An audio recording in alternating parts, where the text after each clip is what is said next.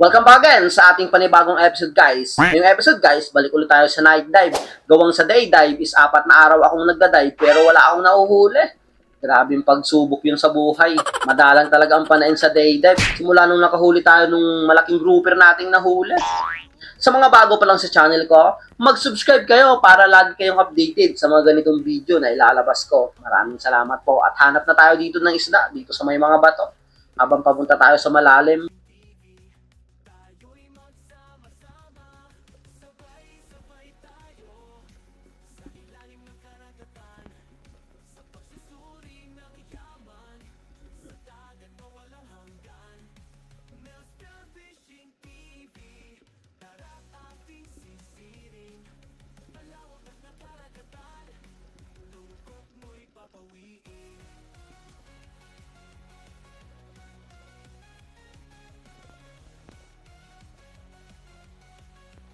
Dito sana, guys, paangat na ako nang bigla ako nakitang maliit na pusit, kaya kinuha ko na rin. Ito ang naging unang huli natin ngayong gabing ito. Okay na rin to, kesa umahon tayo ng walang huli. Balik ulit tayo dito sa ilalim.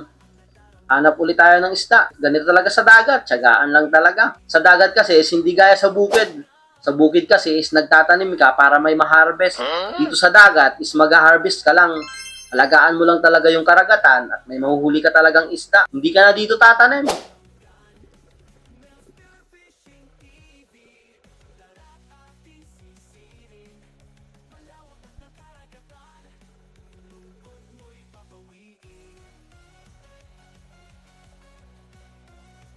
Eto, habang naghahanap ako dito sa may mga bato, nakakita ko ng isang lapu-lapo. Yung itim na lapu-lapo.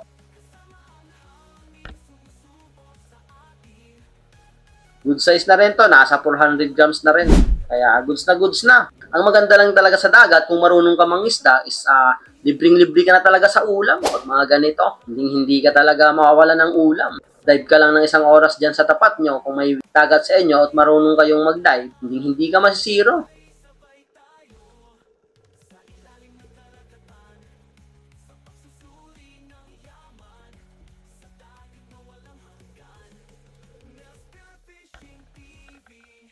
Kaya eto, nakahuli ulit tayo ng goldfish. Ubaka naman ito kung tawagin dito sa amin.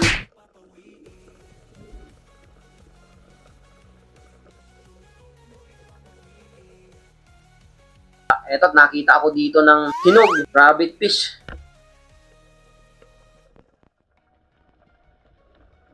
Pag mga ganito lang talaga ang hanap nyo is mangingisda or yung sumisisid, ito ang isa sa pinakamahirap sigurong trabaho or ang pangingisda sa ilalim ng dagat, yung sumisisid ka. Yung mga handline is medyo maganda pa yun. Gawang hindi ka nagpipigil ng hininga, pero pag sumisisid ka, is fishing ka, is napakahirap talaga. Kunting pagkakamali mo lang sa isang sisid mo, is buhayin mo na ang kapalit. Kaya pag solo diver ka, is ingat-ingat ka talaga, gaya sa akin na solo-solo talaga pag nagda-dive. Dito may nakita akong isang pawikan, nakatago yung ulo niya. Dito kasi sa dagat, guys, is nag-i-enjoy talaga ako. Kaya mas pinili kong buhay ito, itong ganitong hanap buhay, gawang habang nagda-dive talaga ako, is hindi ako napapagod or kunting pagod lang, pero nag-i-enjoy talaga ako. Ini-enjoy ko yung buhay ko dito sa pagsisid ko dito sa ilalim ng dagat. Doon lang talaga dito sa ilalim ng karagatan. Tiyagaan lang.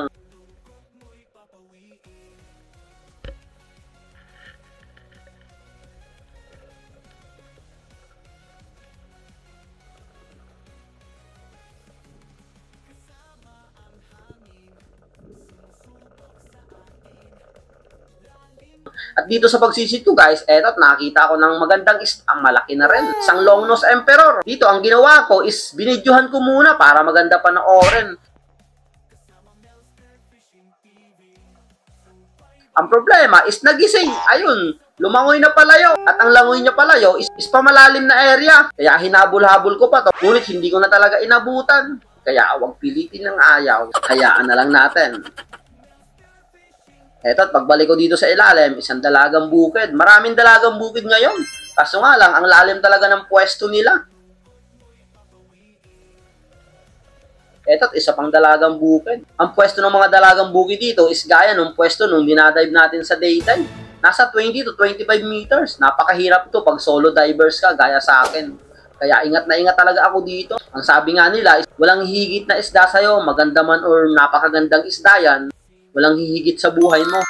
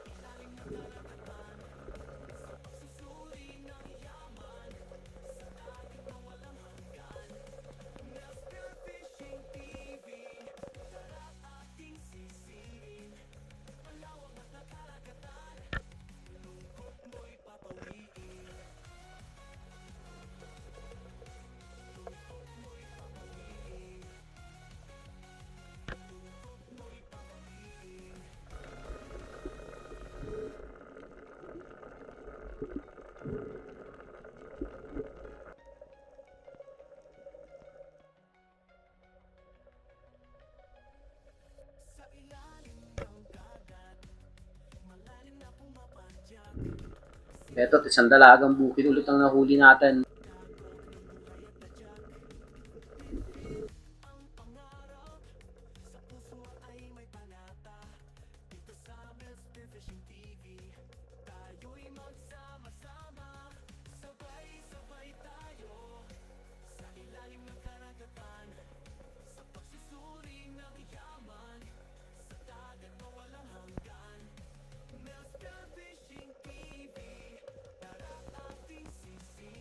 At pagbalik ko dito sa ilalim guys, eto ang nakita ko. Isang goldfish ulit. Kahit sa gabi, madalang yung panain natin.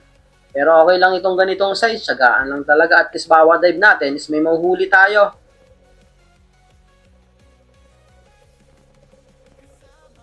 Eto, pagbalik ulit dito sa ilalim, dalagang bukid ulit. Malalaki sana yung dalagang bukid ngayon, kaso nga lang talaga nasa malalim na area. Magpapahinga talaga ka bago makabalik sa malalim, bago sumisid. Makalipas ang 2 oras ng pagdadive guys, eto, kunti pa lang yung nahuhuli ko ngayong gabing ito. Kahit gabi, madalang talaga ang isda.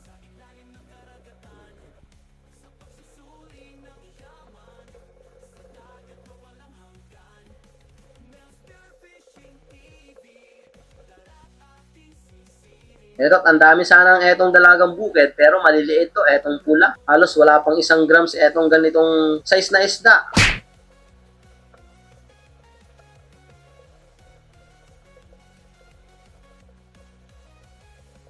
Dito sa malayo, nakita ako ng dalagang bukid ulit. Kaya bumilis ako dito ng langoy para lang maabutan to. Gawang kakapusin ako dito ng hininga.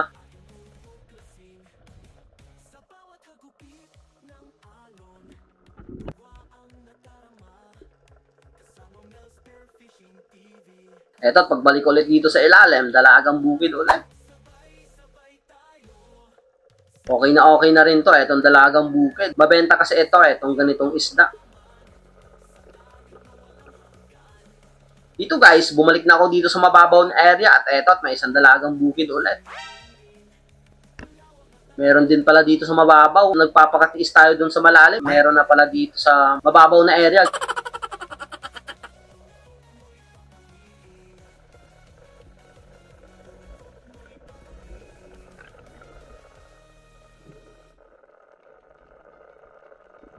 Makalipas pa ang 3 oras ng pagdadive guys, eto, pagod na rin ako. Lalangoy ko dito sa spot. At eto, nag-last dive na rin ako. Buti lang, may nagpakitang malaking samaral pa. Sunerte pa tayo dito sa last dive natin. Eto, tapakalaki.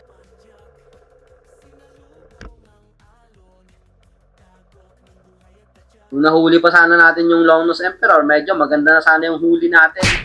Kaso nga lang, pinagandahan ko pa talaga ng video para lang maganda panoorin nyo. Kahit hindi man natin nahuli yung Longnose Emperor, pa rin akong makakauwi sa pamilya ko, sa nag-aantay sa akin sa bahay. Kaya pagkatapos din itong dive na to guys, umuwi na rin ako. Shoutout nga pala kay Yapox TV, Kuya Bert, Mabahin Family, Eman TV, Sian Henry Sondra, Daniel Maestro, Silong Acosta, Ilisan Family, Noen Natore, John Rel Terrado, Ramil Mirano, Edward Johnson, Anthony Antonio, Romeo Alcones, Alcones Family, Santi Roldan, Disulog Family, Bon Romero, Rini Alisin, Brian Pagkaliwagan, Boots, Ellen May, Mea Ochel, Agustin Elisis, Danilo Adalen, Chad Spence Adalen, Pancho Pantino, Kevin Pitalbero, Aldrin Encio, Joel Ranas, Pideric Tirado, Manres, Michael Chiri Jose, Taluna TV, Brian Riano, Alexander Pesquera, Pesquera Family, Gastor Macalaw, Rapi Bantilan, Fernando Lagsandili, Nelson Panturas, Samang Rodel, Joel Bael, Boybid Susalo, Kayadong Family, Madronio Family, Rendek TV, Dennis De La Cruz, Anne Rosal, Gaymano Siranyas, Richard Tupas, Rince Tyron, Felix Lumagdang, Tol AJ Muto, Leonardo Mejorada, Florante Miranda, Elvera Miranda,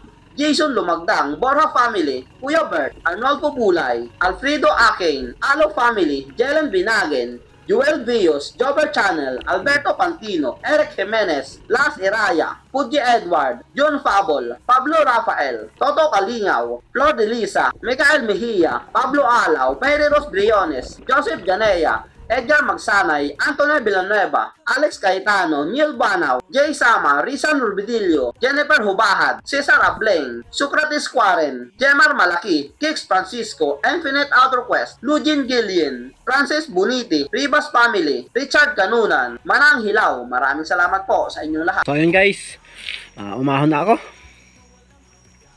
3 hours yung dive natin, halos mag 4 na oras na kasi nakaahon ako is ayun 10 na. So 4 na oras yung dive, matumal ngayon. Parang umaga din, matumal pa rin. Okay na rin to. Buti na lang may samaral pa tayong mga 1 kilo siguro to or 9 grams, mga ganun. Okay na rin. Marami sanang dalagang bukid kaso ang lalim talaga. Ang importante talaga is nakakauwi tayo dito sa bahay nang walang nangyari. Yun naman ang pinaka-importante. Kahit wala tayong huli, kahit kunti lang or kahit marami, is ang importante talaga is yung makauwi ako dito ng safe dito sa bahay. Walang mangyayari. So, pasalamat pa rin tayo kay Lord na kinabayan ako ngayong gabing ito sa pagdive na nakauwi tayo ng ligtas dito sa bahay. Okay na rin to. Maliit man o malaking blessing, napakalaking bagay na rin to sa aming mga mangingisda. Etong ganito, so timbangin natin etong lahat. Kung makakailang kilo etong samaral, timbangin natin. Siguro mga 8 grams, mga ganun. Ayun, 7 lang. Magti 3/4 na. So, okay na rin. Doon talaga sa dagat. So, timbangin natin itong lahat. Kung nakailang kilo tayo. Lumakas bigla yung agos. Noong mga alas 9 na.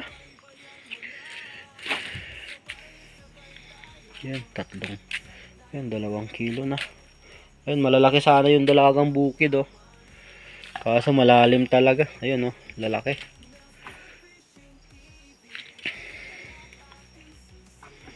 Timbangin natin kung nakailang kilo tayo ngayong gabing ito. Matumal pa rin sa umaga, kaya nag-try ulit tayong mag night dive. Ayun, mag-4 na kilo na. Ayos na rin. Hoy!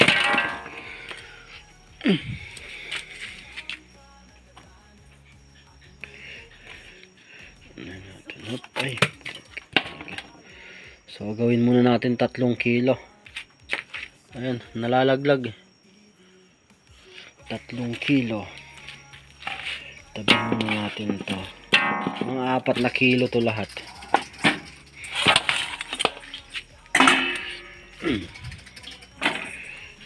Ito, natimbang na to. Ito lang yung hindi. Dalagang bukid. Ayun. 3 kilo. Tapos 1.